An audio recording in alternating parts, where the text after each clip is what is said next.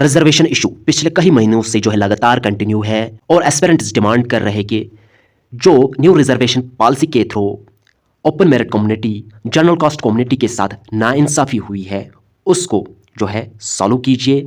But यहाँ पे सरकार पिछले कई महीनों से सिर्फ स्टेटमेंट्स दे रहे हैं इसके हवाले से, बट कोई भी सोल्यूशन के हवाले से वो बात नहीं कर रहे। जनरल कास्ट एस्पिरेंट्स यहाँ पे सरकार से भीख तो नहीं मांग रहे हैं, हम अपना हक मांग रहे हैं। तो यहाँ पे हमारी जो डिमांड्स है वो यही है कि 70% कम से कम 70% जो है ओपन मेरिट के लिए जो है होना चाहिए 70%, क्योंकि 70% सिर्फ और सिर्फ जनरल कास्ट के लिए ही नहीं है। ओपन मेरिट का मतलब है ओपन फॉर ऑल, वो सभी के लिए कोटा होता है।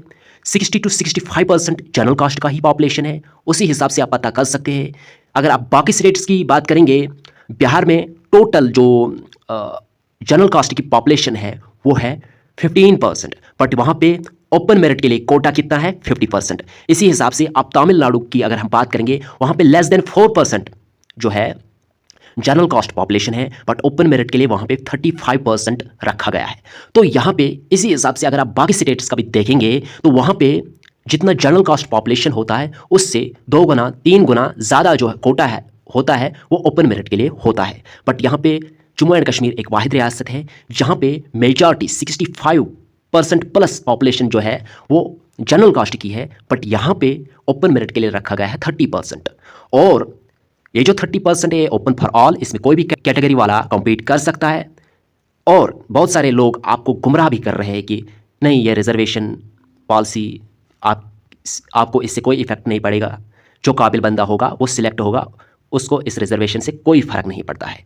बट यहाँ पे मैं आपको बताना चाहूँगा रिसेंटली नीट पीजी का रिजल्ट डिक्लेयर हुआ है, वहाँ पे ये न्यूज़ है कि जो टॉपर्स है वो आज ड्रॉपर्स बन रहे हैं, वो आज घर में बैठे हुए हैं, वो आज डिप्रेशन की ज़िंदगी गुजार रहे घर में। इसी तरह नीट यूजी में 615 ओपन मेरिट वाले 620 पॉइंट्स लेकर 610 पॉइंट्स लेकर घर में डिप्रेशन की ज़िंदगी गुजार रहे हैं। वही कैटेगरी वाले 410 415 420 पॉइंट्स लेकर जो है किसी जीएमसी में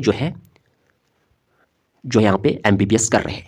तो यहाँ पे ये नाइंसाफ़ी नहीं तो और क्या है। हमारे यहाँ पे सरकार से डिमांड्स है, पूरी तौर जो डिमांड्स जिन पे ऑर्डर्स निकलने चाहिए वो सबसे पहले कोई भी न्यू रिक्रूटमेंट जो है नहीं निकलनी चाहिए। जितने भी पोस्ट्स रेफर हुए हैं जेकेएसएसबी और जेकेपीएससी को, अब कोई भी new recruitment process, new advertisements, notifications नहीं निकलने चाहिए। सेकंड हमारा जो डिमांड है इस वक्त, अब जो रिसेंटली +2 लेक्चरर्स एंड जेकेपीएसआई का यहाँ पे एडवर्टाइजमेंट नोटिफिकेशंस निकल रहे हैं उन पे रोक लगनी चाहिए।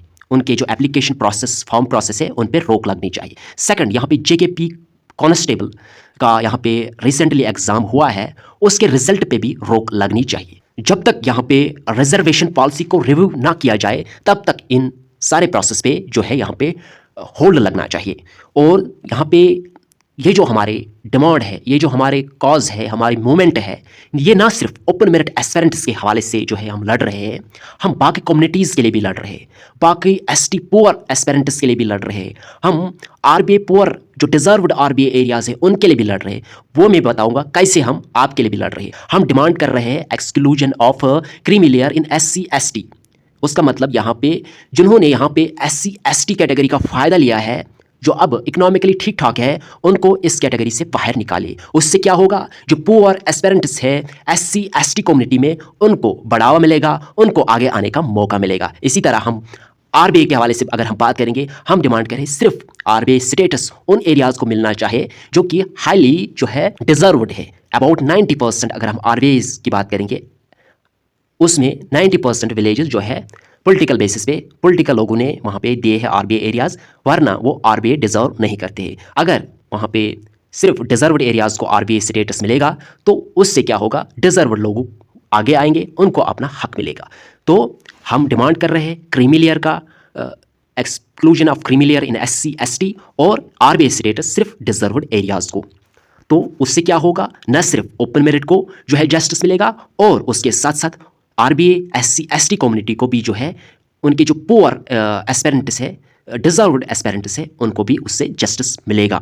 और फिर से मैं यहाँ पे दोहराऊंगा, ओपन मेरिट के लिए 70% हमारा राइट है, हम कोई भीख नहीं मांग रहे हैं, हम सरकार से गुजारिश कर रहे हैं अभी भी हम डिमांड कर रहे हैं कि जल्द से जल्द इस पॉलिसी को रिव्यू किया जाए, इसको रैशनलाइज किया जाए, क्योंकि ये इस वक्त लाखों एस्पिरेंट्स का मसला है, लाखों एस्पिरेंट्स के फ्यूचर का मसला है। इस फ्यूचर को जल्द से जल्द लाखों एस्पिरेंट्स का फ्यूचर बचाने के लिए आप फौरी तौर पे कदम उठाइए, वरना 5 साल के बाद अगर आप 5 साल में ये मसला सॉल्व नहीं करेंगे तो तैयार रहे, आपकी कुर्सी हमारे हाथों में है। 75% सीट्स, अराउंड 80% प्लस सीट्स जो है वो जनरल कास्ट के मेजॉरिटी सीट्स है, तो तैयार रहे फिर, वरना विद इन 1 मंथ हमारा ये मसला सॉल्व कीजिए और हमें अपना हक दीजिए। हम कोई भीख नहीं मांग रहे, हम अपना हक मांग रहे हैं। न्यू रिक्रूटमेंट पे जो है होल्ड लगना चाहे, कोई भी न्यू रिक्रूटमेंट नहीं निकलना चाहे जब तक ना यहाँ पे न्यू रिजर्वेशन पॉलिसी को रैशनलाइज ना किया जाए, न्यू रिजर्वेशन पॉलिसी को रिव्यू ना किया जाए।